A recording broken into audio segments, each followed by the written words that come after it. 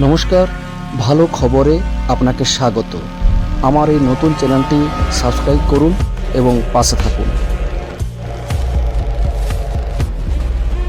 নমস্কার, আমি শুভেন্দু। আমার ছোট্ট চ্যানেলে আপনাকে স্বাগত। Government of West Bengal finance department audit branch থেকে অত্যন্ত গুরুত্বপূর্ণ একটা মেমোরান্ডাম জারি করা হয়েছে, যার মেমোরান্ডামটি হচ্ছে 3150 FY আর ডেট হচ্ছে 28/8/2025। এখানে এই যে মেমোরান্ডাম দেওয়া হয়েছে, এখানে যে বিষয়টি বলা হয়েছে, অর্থাৎ changing the salary linked bank account of the government of employee from one bank to other, এই সংক্রান্ত দেওয়া হয়েছে। এইখানে যে বিষয়টি বলা হয়েছে সেটাই আপনাদের সঙ্গে শেয়ার করতে চাই।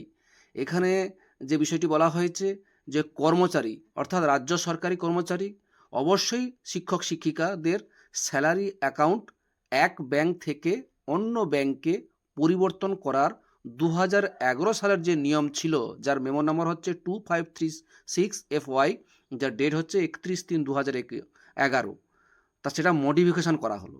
সেই সংক্রান্ত এই নোটিফিকেশানটি দেওয়া হয়েছে। এখানে কয়েকটি বিষয় উল্লেখ করে দেওয়া হয়েছে, সেই বিষয়টা নিয়ে আমি আলোচনা করব। প্রথমত, এখানে যে দুটি মডিফিকেশান করা হয়েছে সেটাই বলছি। প্রথম বলবো, আগের অর্ডার অনুযায়ী ব্যাংক অ্যাকাউন্ট পরিবর্তনের ক্ষেত্রে কোনো এমপ্লয়ি এর এক্সিস্টিং অ্যাকাউন্টে লোন থাকুক বা না থাকুক, সবাইকে mandatory bank account change application with option form এর সঙ্গে এক্সিস্টিং স্যালারি লিঙ্ক ব্যাংক থেকে নেওয়া নো অবজেকশন সার্টিফিকেট বা নো লিয়াবিলিটি সার্টিফিকেট দিতে হতো। এই নতুন যে মডিফিকেশান হয়েছে সেখানে বলা হয়েছে যে যেসব কর্মচারীদের কোনো ব্যাংকে আউটস্ট্যান্ডিং ব্যালেন্স নেই বা লোন নেই, তাদের কোনো নো অবজেকশন বা নো লিয়াবিলিটি সার্টিফিকেট জমা দিতে হবে না। তাদের কেবলমাত্র ব্যাংক অ্যাকাউন্ট চেঞ্জের অপশান ফর্ম জমা দিলেই হবে। আশা করি সকলে বুঝতে পেরেছেন। দ্বিতীয়ত যেটা মডিফিকেশান করা হয়েছে, আগের অর্ডার অনুযায়ী কোনো কর্মচারী ওনার পুরো সার্ভিস লাইফে মোট 3 বার, অর্থাৎ অরিজিনাল অ্যাকাউন্ট ব্যতীত, স্যালারি অ্যাকাউন্ট চেঞ্জ করতে পারতেন। কিন্তু বর্তমানে যা মডিফিকেশান হলো, এখন কোনো কর্মচারী 3 বছর অন্তর একবার ওনার স্যালারি অ্যাকাউন্ট চেঞ্জ করতে পারবেন।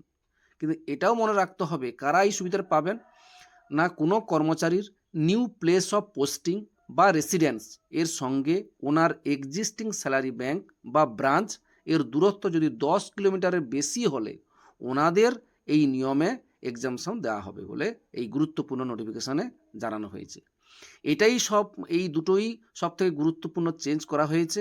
আর বাদ বাকি যা নিয়ম ছিল 31/3/2021 যে ফিনান্স ডিপার্টমেন্ট থেকে যে অর্ডারটি দেওয়া হয়েছিল, আর সব কিছুই একই আছে।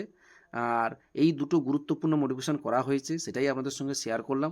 ভিডিওটি দেখার জন্য অসংখ্য ধন্যবাদ।